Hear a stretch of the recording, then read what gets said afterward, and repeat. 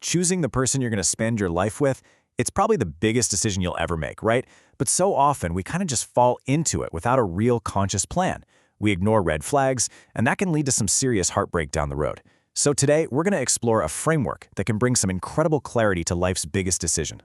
So this whole thing kicks off with this incredibly raw moment from a Tony Robbins event. A woman stands up in front of thousands of people, and with just a few words, she captures this feeling of absolute crisis. It's a moment of just profound pain, but believe it or not, it's also the starting point for a really powerful breakthrough. So what's the deal? What's really at the heart of her problem? Well, she deeply loves her husband. She knows he loves her unconditionally. The attraction, the chemistry, it's all there. But there's this one huge disconnect. She desperately wants to have children, and he, after 9 years together, has finally told her he doesn't. And this, right here, gets us to a really tough but fundamental truth. Love is absolutely vital. Of course it is. It's the foundation. But when you're talking about a partnership for a lifetime, love, by itself, as Tony Robbins points out, is just not enough. Think about it for a second. That initial spark, that passion and chemistry, a lot of times it comes from our differences, right? That's the polarity that creates that little bit of magic. But a lifetime partnership, a true bond, that's built on a foundation of shared values and shared goals. When those core similarities aren't there, the whole structure can get pretty unstable, no matter how strong that initial attraction was. Okay, so how do you even begin to get clear on something this emotional?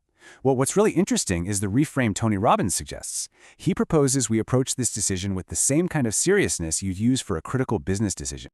I know, it sounds super unromantic, right? Hiring your life partner, but it's actually a really powerful mental shift.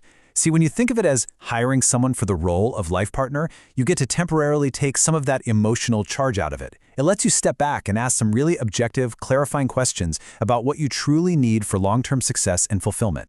And man, this quote just nails the stakes involved. In business, if you keep the wrong person on the team, it can sink the whole company. Well, in your personal life, the consequences are even more profound. Getting the right person, the right connection, it's everything. All right, so if you're going to run with this idea, this whole interview process, what do you actually ask?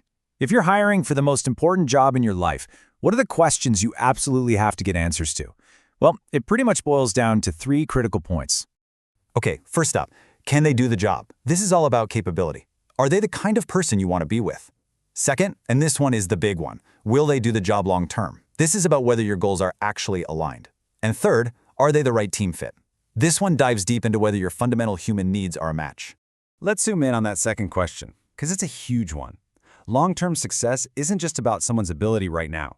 It's about whether their fundamental goals actually line up with the role you need them to fill. If someone's dream is to be a Broadway star, they're probably not going to be happy long-term as an accountant, right?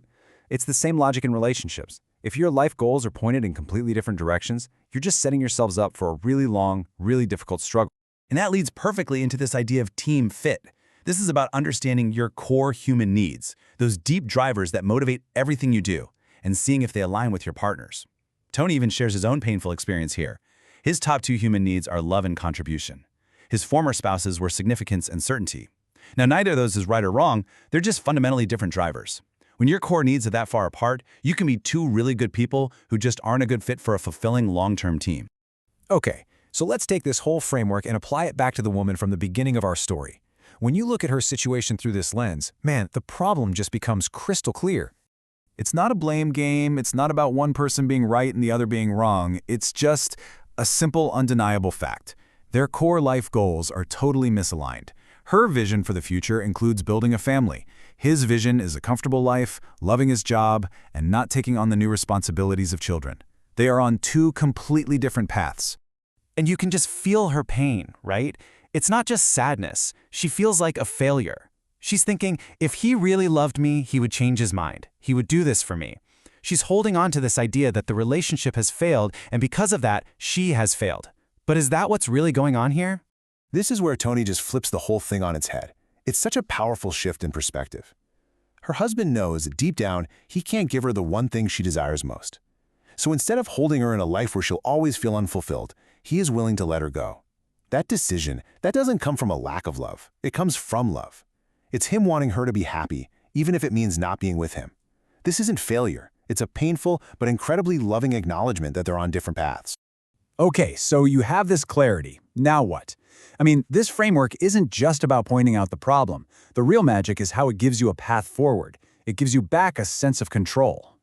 You see, this woman was trapped in what's called a dilemma. And all that means is that her brain was telling her she only had two choices and both of them felt terrible. Either I stay and give up my dream of being a mom, or I leave the man I love. When you're stuck in a dilemma like that, you feel completely powerless. But here's the thing. Here is the big breakthrough. Two options? That's a trap. What if there are more? Because in her case, when she really looks at it, she doesn't have two options. She has at least four. And just like that, the whole picture changes. Look, option 1, she could decide to stay and truly get okay with not having kids. 2, she could freeze her eggs, buy herself some time, stay with him, and see if things change. 3, she's open to adoption, which is a whole other path to motherhood. Or 4, she can make the conscious choice to separate, not out of failure, but with love, to go find a partner who shares her dream. And look, you'll notice none of these are necessarily the easy button. That's not what this is about. The point is to go from feeling powerless and in pain to making an empowered choice. By seeing all the real options on the table, she gets her power back. She gets to shape her own destiny again. And really, that's the core of it all, isn't it? Life doesn't just happen to us. The quality of our lives, well, it's determined by the quality of our decisions.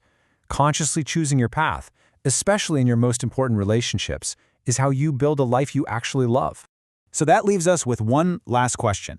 For you, this framework is so powerful for romantic relationships, but honestly, it applies everywhere. Think about your life, your career, your friendships. What is the most important decision that you need to stop drifting in and start approaching with conscious, powerful intention?